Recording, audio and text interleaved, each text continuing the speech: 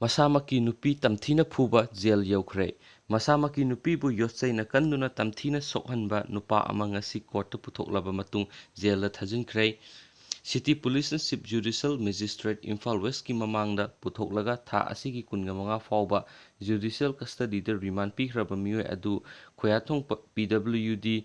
quarter de leiba masagi sahi kunga mathoi suraba tokpam pratap kawe ayona APP ki khuthangda pikhalakpa report ki matung ina victim oirabi tokpam pratap ki loina bina ngarang nungthul pung mari gi makhairom tabada City Police ta complaint torokpadagi ngarang mak pratap habangam kibane. Police ta tawba complaint gi matung ina makhoi ani tha mangarom nungsinaraba matung sahi asigi March tha da luhongbani hek luhongbaga makhoi ani PWD quarter khoyathong da lairakpani hairi sahi asigi July manga da mahaki mapuroibana maram amata pida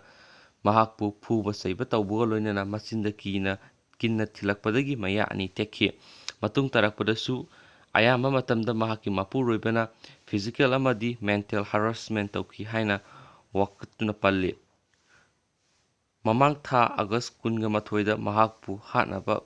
thauranga loinana yotsai sizinaduna phubadagi mahakki oi thangwa makhong tekhi masida sunatana saitupna haksangi mapung kayada phubadagi sathina soktuna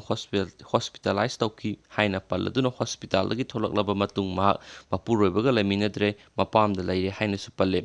Complain adugi matung ina tokpam pratap ngang numidang phagatpaga loinana mahakna mahaki nupi phubada sizinakhiba yosai amadi saitupsu police na lokhatle mahakpu wahong pohang tawbada mahaki nupibu tamthina phuki haiba masana yajare haina su ayogi report ta palle. Court na APP gi warol taraba matung mahakpu tha asi kunga manga fawba jail thamnaba khangan khibane.